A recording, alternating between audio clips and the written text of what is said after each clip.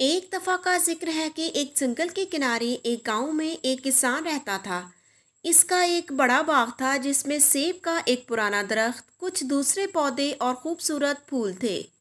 जब किसान छोटा था तो इसका ज़्यादा वक्त सेब के दरख्त से खेलते हुए गुजरता था। इन दिनों सेब के दरख्त पर बहुत मीठे और बेहतरीन सेब लगते थे। लेकिन वक्त गुजरने के साथ साथ सेब का दरख्त बूढ़ा हो गया और इसने फल देना बंद कर दिया।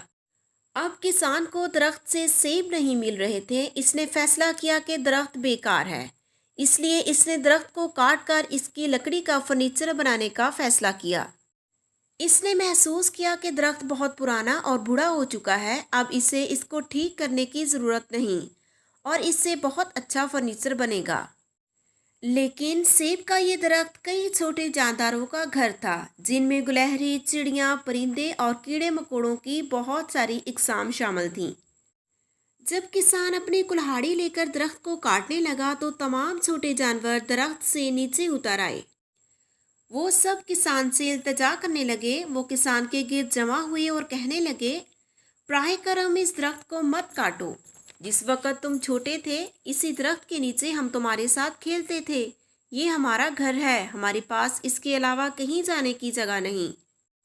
किसान बज़िद था। उसने कुल्हाड़ी उठाई और दरख्त को काटना शुरू किया। गुलहरियों ने पुकारा, बराह करम मेरे और मेरे बच्चों के घर को काट कर तबाह ना करें। परिंदों ने कहा, बराह करम हमारे घोंसले तबाह ना करें। ताहम किसान अपने बचपन और जानदारों के ठिकाने को भूल जाता है। उसने दरख्त को जोर से काटना शुरू किया। तमाम छोटे जानवर बेचैन हो गए। वो किसी भी कीमत पर सेब के दरख्त की हिफाजत करना चाहते थे। छोटे जानवरों ने कहा, जब तुम खेतों में मेहनत करोगे तो हम तुम्हारे लिए गाना गाएंगे। हम तुम्हारे छोटे बच्चे की देखभाल करेंगे। वो नहीं रोएगा।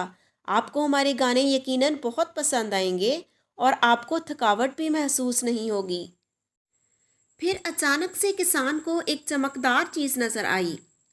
जब उसने गौर किया तो ये शहद से भरा हुआ छत्ता था। उसने थोड़ा सा शहद लिया और मुंह में डाल लिया। शहद के जायके ने उसके अंदर छोटे बच्चे को जगा दिया।